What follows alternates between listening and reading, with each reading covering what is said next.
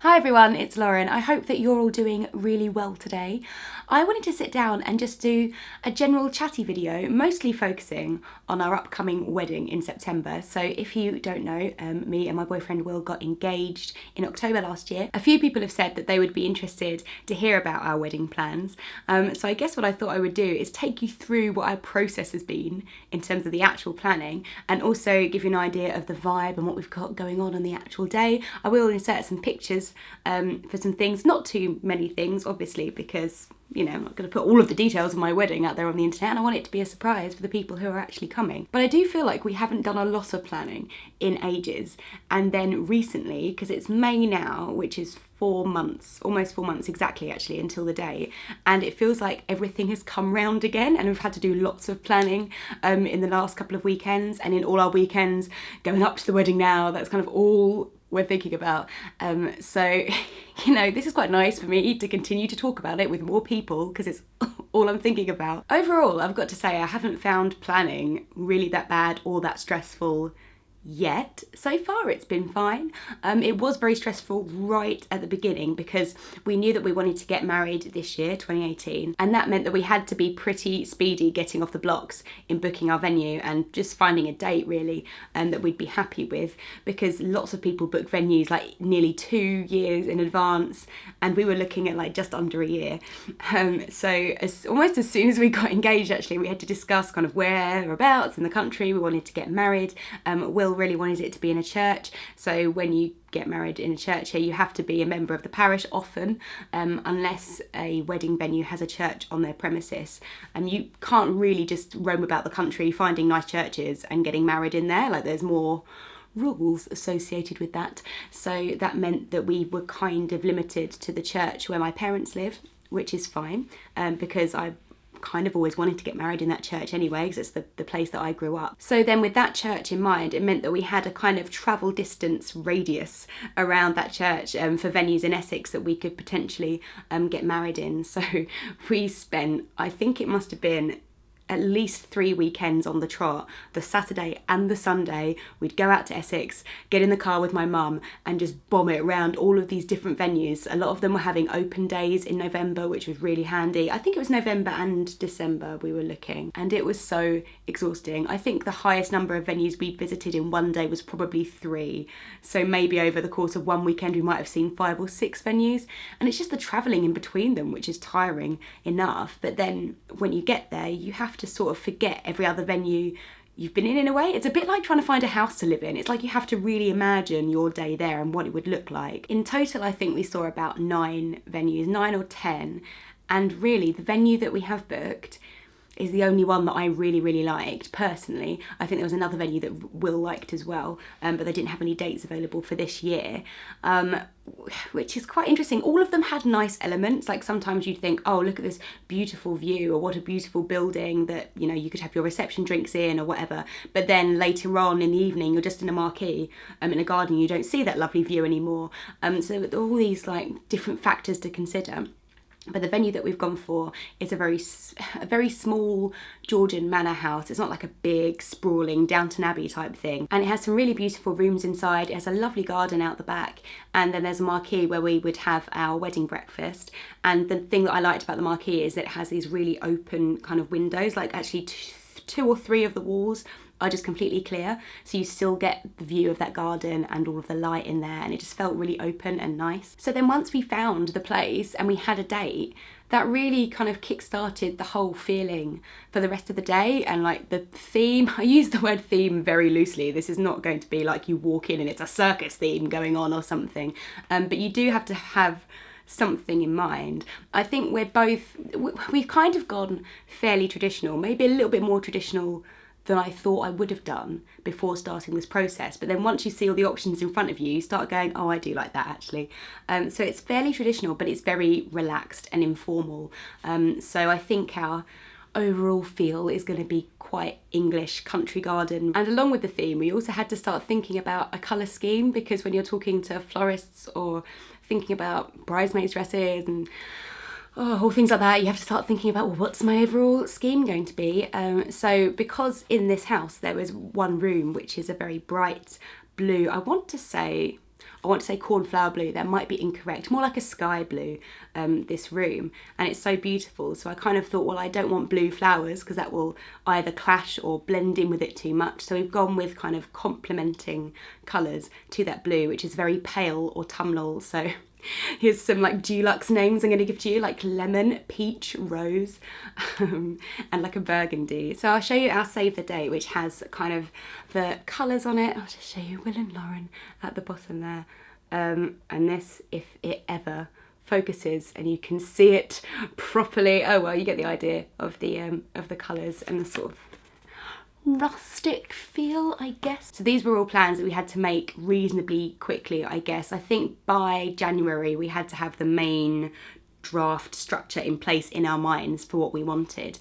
And then the other big thing was getting people who need to be there on the day, which is quite interesting. We went to see the caterers. Oh, that was a whole other saga, because what's really nice about our venue is that they don't just have caterers on site, like they have I think maybe 5 or 6 that you can choose from, but choice is like not our friend. Will is a sucker for choices. He's like, oh, I've got 23 options, awesome, let me like look at each of them individually and make a really sound decision. So we couldn't just go with I mean, fair enough, you want to choose really good food for your wedding, right? So I think we spoke to 3 of them based on their menus, and then we had tastings with 2 of them, and then chose a caterer from that little shortlist. So that took a long time. But when we went to our tasting with the people who are going to be our caterers, they said the only decisions you really need to make now are for people that have to be there on the day. So the photographer can only do one wedding on that day. Like your stationery or your suits or dresses or whatever, like you don't have to sort them out right now. So that was quite interesting, and I think straight away after getting caterers we then got a photographer and a videographer, and I had a really clear idea. I think the photography and the videography was something that I was very keen on, and so Will has let me kind of take that over a little bit because I had a very clear vision on what I wanted that to look like, and there's some videographers that I will admit I had seen on a wedding blog literally about 4 or 5 years ago, and I'd made a decision then that I wanted them for my wedding. And luckily the 22nd of September was the last date that they had for this year. So I feel like it's meant to be for me to have these videographers. As with everything else, I feel like photography, I wanted it to be very natural and spontaneous. I think it's like reportage photography, they call it, where you're just snapping moments rather than having really formal you know, like portrait shots of all the different iterations of your families. I mean, it's difficult because you want that. We want to make sure that we get all the important people in a picture, but at the same time, I just think it's, I don't know, personally I like stuff that's a bit more natural and relaxed, and you get some really nice shots and some really nice moments with that kind of photography, so that's what we're getting there. Our florist, we had a bit of a nightmare with our florist, unfortunately. I found a really good one, who I'd been following on Instagram for a while, and I kind of thought I wanted her, and we met her at the Curious Wedding Fair, which was in Shoreditch, and she was free for our day and she did a beautiful mood board for us, and it was brilliant. But then unfortunately she's had to cancel because of personal reasons, so then we had like a panic and scrambled to find another florist. But the woman that we have doing it now, I mean, she seems brilliant as well. Her website looks absolutely beautiful, and she's had some really good testimonials from like other people on different wedding blogs who've used her before. So I have absolute faith that she's going to do something beautiful for us. The flowers, again, is something I think both of us were really excited about, because for what event ever in your life are you going to really have flowers? So I think they're what makes a wedding for me. So I'll put in some little pictures here of some examples from our mood boards. Obviously we don't know what it's exactly going to look like yet. And then really between January and now, it's been really sort of as and when, like I've kind of gone, oh, maybe we should think about transport, and maybe we should think about the person doing our cake. We've just kind of done a job as we've thought of it. I've not had a spreadsheet, well, neither of us have had a spreadsheet. We did get given a wedding planner from my mum's best friends when we got engaged, which was such a nice gift, and it was really helpful as a starting point to think about when you need to do certain things. But then since the beginning, we've really not looked at it. I just think we've got it all in our heads. Like I kind of know what needs to be done, and we've just done it as we've come to it. Although, as I said before, we've now got to this kind of crux moment where we've had to pin down the exact details for what we want for the day. And now it's like we're having to revisit all of the things that we booked in like January and February, and it's coming like every weekend. So on Monday this week I had a half day, and me and my mum had a hair and makeup trial with the lady who's going to be doing our hair and makeup, like who else? But it took ages. It took 7 hours to do both of us. And to be fair, she did warn me that for one bride, she normally says it's going to take about 4 hours, because she does all of the hair prep and then we do makeup, and she does it in stages. So she did a very plain face, and then we took some pictures, and then we kind of built it up and made it a bit more glam and a bit darker, and then things like try some eyelashes out, and you sort of build up the layers of makeup until you work out a level that you're comfortable with. And then she did the same for my mum, and then I think both of us tried 2 different hairstyles. So it just took ages. I was exhausted by the end of it, and all I was doing was sitting there having my hair and makeup done.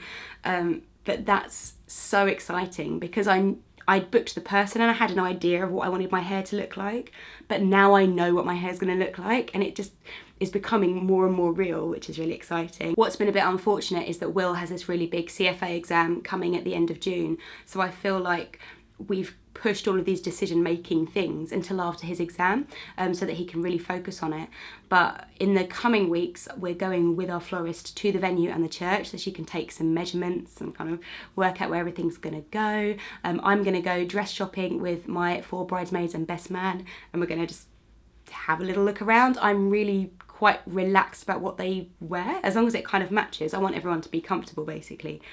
So that's gonna be a really fun day. And then I think literally the weekend after that, we go on our second tasting, because of course we had to have a tasting to choose our caterer, but we didn't choose our actual menu because we weren't decided on that caterer yet. So now that we've picked them, we now have to choose the menu. So we're going again. And my mum and dad are coming as well, because everyone wants to have an opinion. So that will be really fun. And then the weekend after that, I think we're going to the jewellers that made my engagement ring. We're going to go to them to see about our wedding rings. And the same weekend, we're going to have our meeting with our photographer to discuss what we want and what the exact packages we want. It's just continuous. And then we have our stag do's and hen do's, and I say stag and hen do's plural because it's ridiculous. So I am basically having 4 hen do's, because why have 1 when you can have 4? So my best man and bridesmaids are planning my hen do. Like, there's one day which is my hen do, and that's all my friends, and that is the day that's gonna be really fun. Ages ago, my mum had said, because, she's upset that she can't come on the hen do. I don't think she'd want to come on it, to be fair, but she wants to do something as well. So I've got my actual hen do. My mum is throwing me an old person family hen do. I don't know what she's doing for that. And then some of my friends who I used to work with can't come to my actual hen do, so they've said, oh, well, we'll do something with you on another day, so that's a hen do with them. And then my best man, Stephen, we've been friends since we were 4, and he was saying that he was planning this hen and he was coming up with all these ideas, and he said, the thing is, we have so many private jokes, we have so much history, just you and me, that there's things that I know you would enjoy, but it kind of wouldn't be fair on everyone else, because we would be the only ones who found it funny. So I'm going to have a separate hen, my pre-hen, just with Stephen. But don't feel too sorry for Will, because he's having 2 stag do's, one with all his friends, and then one that my dad is then throwing him as well, because they obviously need to have an old bloke's hen do. Hen do? Was he having a stag do? But also his stag do is like 4 days long, and they're going to Portugal. Like, he's doing okay. I'm just having like nights, but 4 of them. I'm just really looking forward to it. Every time we talk about it or I think of something, I just keep like running up to Will and being like, I can't wait for our wedding. It's gonna be like, I just think it's gonna be amazing. Like, the getting married to Will thing is gonna be amazing. Like, that's what I can't believe. And then everything, all the ceremony and all the beautiful, lovely, fun things that go around it just make that day even more special and exciting. So I just can't wait. It does feel a bit like I'm wishing the year away. I'm like, summer, oh my God, get out of the way. I want it to be September now. So yeah, it's been fine. I mean, if you're planning a wedding, get me on board. I mean, like, I'm not a very organised person, but I seem to have just done it. And it just seems to be coming together.